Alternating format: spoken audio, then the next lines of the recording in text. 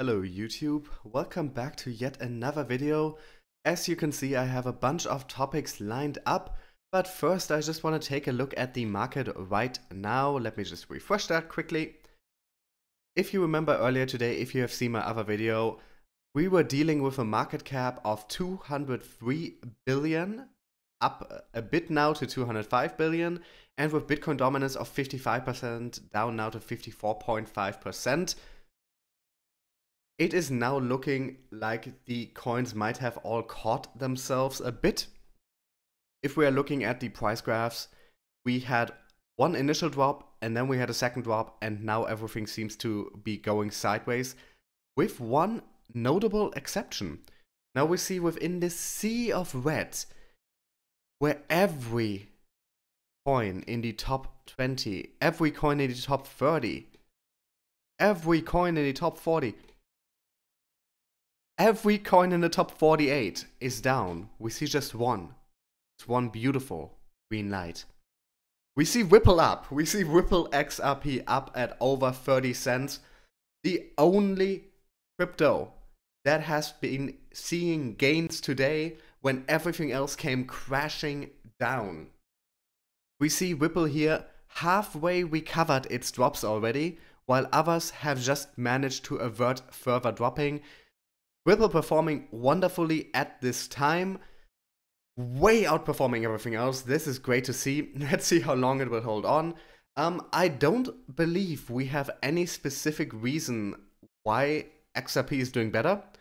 I'm gonna say I think this is general market sentiment. People know that XRP is a safer bet, that XRP is something that will definitely survive in the long term, because we do see these constant good news about XRP Ripple partnerships. And just yesterday, which might have something to do with this, just yesterday we had the announcement that Ripple has partnered with a company to do remittance to India, which of course, a massive emerging market, a lot of financial means flowing through India nowadays, and doing remittance on Ripple's products. It hasn't been stated if XRP is in use or not, but it likely is. So seeing that done on Ripple's products might have been all we needed to push Ripple up where everything else is going down. Anyway, I just wanted to share this with you guys because it's beautiful. I like seeing Ripple succeed for once. Ripple deserves it. XRP deserves it. We all know that. Anyway, like I said, the rest of the market seems to be catching itself. I think at least these crashes seem to be over for now. But much smarter people with much more knowledge than me have written about it. So let us look at some articles. First up, Bitcoin's double-digit drop negates long-term bull market. This is the technical analysis from CoinDesk. Let's read it together. Bitcoin's double-digit drop has torn down the scaffolding of what had seemed to be developing long-term bull market just days ago. That said, a bearish reversal is still not confirmed either, technical studies indicate. At press time, the leading cryptocurrency is changing hands at $6,422 on Bitfinex, down 13% from the previous day's high of $7,404. Let's check the current value. $6,479, slightly up from then. Notably, Bitcoin has erased all the gains made over the last 2 weeks in a single day. Further, the sharp drop has poured cold water over the optimism generated by the falling channel breakout and the bullish turn of the weekly MACD. Still, it is premature to call a long-term bullish to bearish trend change, as the prices are holding well above the crucial support of $6,000. Now, remember, we had broken slightly below that before, but we seem to be holding there. Weekly chart. As seen in the above chart, the bears have repeatedly failed in the last 11 weeks to secure a weekly close below $6,000, signaling the sell-off from the record high 20,000 has run out of steam. Hence, the bears will likely feel emboldened if Bitcoin closes the week below $6,000. One way to gauge whether BTC is likely to end this week below the significant support level is to study the line chart. This paints a better picture of the broader trend by focusing only on the UTC close, unlike the candlestick chart, which also takes into account the daily high and low. Here we see the line chart. As can be seen, BTC has changed a pennant pattern on the daily line chart. A UTC close below the pennant support of $6,340 would signal a revival of the long-term bear market. Thus, the probability of Bitcoin ending the week below $6,000 would rise sharply on pan and breakdown. That said, the sell-off is now looking overstretched on the short duration charts, and a bearish close is looking unlikely. The Relative Strength Index, RSI, on the 4-hour chart is hovering at its lowest level since June 11th, signaling extreme oversold conditions. A similar sentiment is being echoed by the hourly chart RSI, hence a minor correction rally cannot be ruled out. And their view is, Bitcoin's drop to the low of $6,302 has neutralized the long-term bullish outlook. Prices could drop to $6,000, albeit after a minor corrective rally due to intraday oversold conditions. A weekly close below $6,000 would confirm a bearish reversal. The odds of Bitcoin ending this week below $6,000 would go up if Bitcoin closes below the pennant support for 2 consecutive days. In the short term, $7,429, the high from September 2nd, is the level to beat for the bulls. Meanwhile, a convincing move above the July high of $8,507 would confirm a long-term bullish reversal. So they're saying the long-term bullish outlook for now is gone, but we do not have a bearish outlook right now either. We are pretty much in an in-between space. I'm sorry, didn't mean to cough there. Now let's take a look at another opinion, this time from CCN. And this article looks at a lot of important stuff, and I just want to go through it together. Crypto rollercoaster explaining the recent market performance. Just when it appeared that the cryptocurrency market was about to bottom out just a fortnight ago, with Bitcoin reaching a reported 14-month volatility low, the market started displaying indicators of a directional shift. Yep, exactly what we've seen with everything just dropping like crazy. Last week, however, we saw a short-term appreciation in value. In typical crypto fashion, it was just as rapid, if not more so, than the recent decline, and Bitcoin in particular was observed to have exceeded a key resistance level at $7,000 after breaking out of the $6,800 mark, crucial for the short-term recovery of Bitcoin. If you remember, I was feeling relatively bullish after we broke through 7,000. I thought we were safely on track for 8,000, but turns out I was wrong. Right now, however, we are looking at what some mainstream media organizations have described as an ominous price crash, if not full-blown meltdown. Now, in my opinion, if you're having a meltdown over this, you're overreacting. We are still well above the levels from just 3 or 4 weeks ago. We are fine. And even if everything if the entire crypto market went to almost zero, I would still not be scared for the long term. I would be very sad. I would be shocked, but I know crypto is the technology of the future. I know blockchains will be used everywhere in a couple of years, and the prices will come back. Don't get scared when prices fall. You have to be in this for the long run. If your portfolio loses value, just keep in the back of your mind that that value will return. The question is only when. Now back to the article. The reasons for the crash, like many before, are likely plenty, such as the theory of market manipulation by wealthy crypto barons amongst other interested parties. I think that is what happened.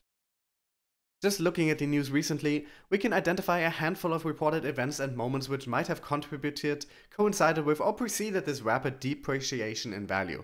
They include Goldman Sachs' decision to shelve previously announced plans for opening a Bitcoin trading desk, a continued rampancy of international cryptocurrency fraud, theft, and misappropriation. I don't buy this. Speculative doubts stemming from recent pump and dumps which utilize the Bitcoin moniker. I also don't buy this. Prophetic warnings from pundits and other luminaries. I also don't buy this. Look, these three all almost certainly have effects on the price, on the markets, on people's faith in Bitcoin, but none of them explain prices crashing and ripping 20% out of the crypto markets in 2 days. None of those explain that. What does explain it is Goldman Sachs deciding to shelve plans for a Bitcoin trading desk, and people who were aware of this announcement in advance, insider trading, shorting Bitcoin just before. That explains it. These other things, no. Those are important. Those definitely influence how willing people are to invest in Bitcoin, but they don't explain this I don't want to call it a crash. I don't think it lost enough value to be a crash. But this downturn, they don't explain it. No. Okay, let's continue with this article. The large fall in value could be considered either a correction or a short relief. Either way, it is fair to say that if the markets were to return to a more positive trajectory, we could expect the collective growth to be reflective year over year exponentially. Coin Schedule recorded 3.695 billion total funds raised in 2017, that's supposed to be, from 209 ICOs. By comparison, the same site records 500% more investment this year. They really need to get an editor who reads through these, because there are multiple mistakes just in this one paragraph. That is a bit of a mess. This is supposed to be 2017. Comparison is misspelled, and there are no 500% times more investments. There's only 500% more investment, or 500 times more. Not either. So, and they mean 500%. So, CCN, I like your articles, but please get an editor, please. This is really bad for people who are not already in the crypto sphere to find articles like this and then spot multiple mistakes in the same paragraph. It really looks bad for all of crypto. Anyway, let me continue. It is still important to bear in mind the sobering fact that a great number of ICOs and cryptocurrencies fail. You won't see me arguing this. There's a lot of shitcoins coming out and a lot of projects that are pump and dumps, a lot of fraud, and just a lot of people flowing into the crypto world who don't really provide anything of value. Cezary Graf, aka Crypto Poland, is a Polish blockchain enthusiast who recently shared a tweet which featured an image which depicted where Bitcoin and the cryptos as a collective industry would place in Statista list of the 100 largest companies in the world. And here we see this image. His post only provided information from the first page and 10 entries of the list. This suggests that the total industry value is comparable with the likes of Apple, Alphabet, and Amazon, whose combined value is over 2,471 billion. Just say 2 trillion. But yeah, we see all these numbers here. Veering beyond these pages, however, and considering cryptocurrency's overall market value has surpassed 262 billion. Comparatively, it would fit closer to 17th place, best resembling the following trio of financial industry giants, Visa, Wells Fargo, and China Construction Bank. Statista isn't the only organization to perform and curate in-depth analysis of blockchain and the cryptocurrency investment market. Back in 2017, PricewaterhouseCoopers performed an investigation into the same criteria entitled Global Top 100 Companies by Market Cap, with similar results. Next up. The market future and ICOs as a bubble. Some of the great issues conversely plaguing the crypto market include fraudulent and scam ICOs, as well as honest projects which simply offer little to no value to justify their price or existence. This is in addition to and arguably supported by an almost universal lack of effective regulations or standards to prevent such tokens, and has led to some going as far as to call ICOs an investment bubble. Now, I'm not sure I would agree with the statement of ICOs as a bubble, because we have seen quite a few successful projects come out of it. We have seen, for instance, EOS. EOS was technically an ICO, right? Because it did it weird, but I think it technically counts as one. But point being, there have been plenty valid ICOs, so I don't want to call the whole space a bubble or fraudulent, but we definitely need better regulations to make sure people can't just run off with money and scam people, and we need regulations in this space. If true, the space will prove unsustainable if it continues on its current trajectory. Yeah, I don't want this trajectory, I want more regulation. A claim which has been thrown around by those in the industry since at least the end of 2017. If, however, things continue as they are right now, then we are likely to enjoy a profitable end of 2018. No matter the market status, the value of many a cryptocurrency lies in their viability and practical effectiveness of their end goals and means of achieving them. Bitcoin is of course the original cryptocurrency and has established its value through its integrity, as well as its practical effectiveness and the rate of adoption it has enjoyed upon implementation. Now, I'm a bit confused here. Which practical effectiveness? Like, seriously, where is it? Where is that? Where is Bitcoin in any way more practical than just about any other token out there? Any other blockchain? Like, honestly. But let's get back to the article. Ethereum is arguably one of the most successful challengers to the Bitcoin throne so far. The project helped to instigate the now prevalent blockchain as a service sector and offers a platform upon which new utility tokens can be constructed, powered by Ether.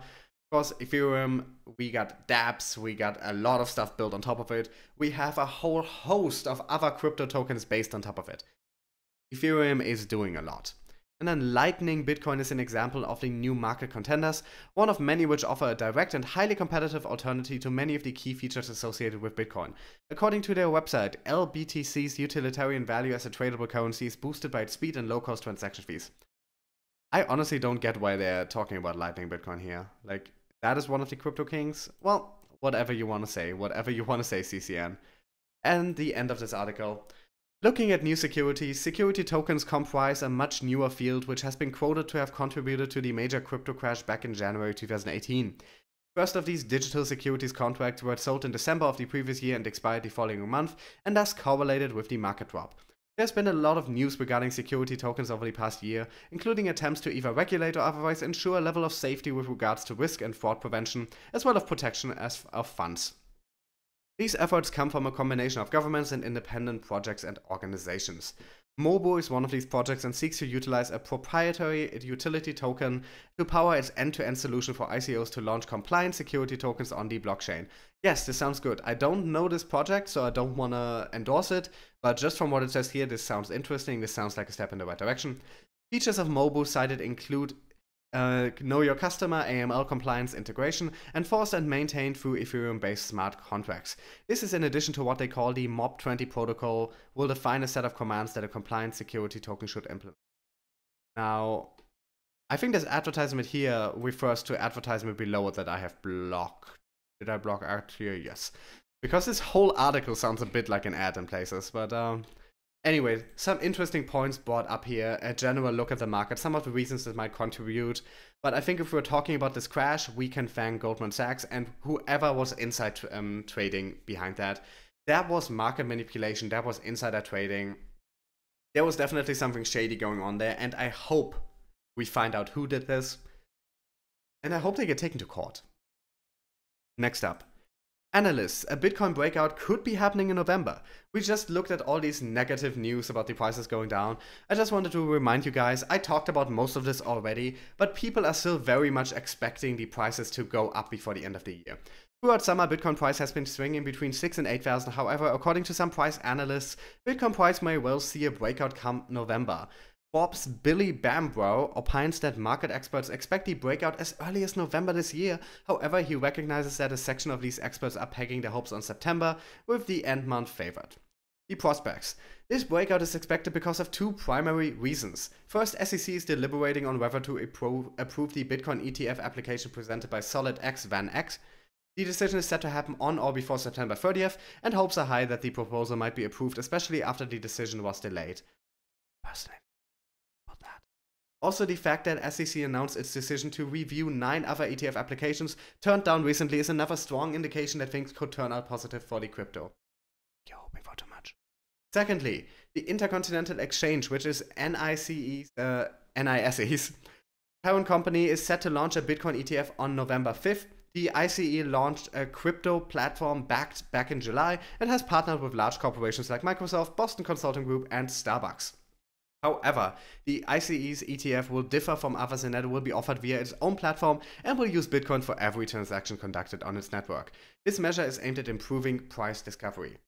Finn Bjornsen, I talked about this a couple videos ago, Bitcoin price to hit 10,000. Bambrow also cited another expert, Herman Finn Bjornsen, who said that the value of Bitcoin could swell up to hit $10,000 within the first week of November. Herman is the founder and chief executive at Swandis, a crypto advisory firm. Speaking to The Street, Herman said that Bitcoin had a more than 99% chance to succeed in a bullish run. However, there is still some debate within the crypto community about whether Bitcoin really needs an ETF approval to succeed. So far, the cryptocurrency has survived and weathered storms for a whole decade since its inception back in 2009. This puts to question the impact of an ETF approval on the Bitcoin market.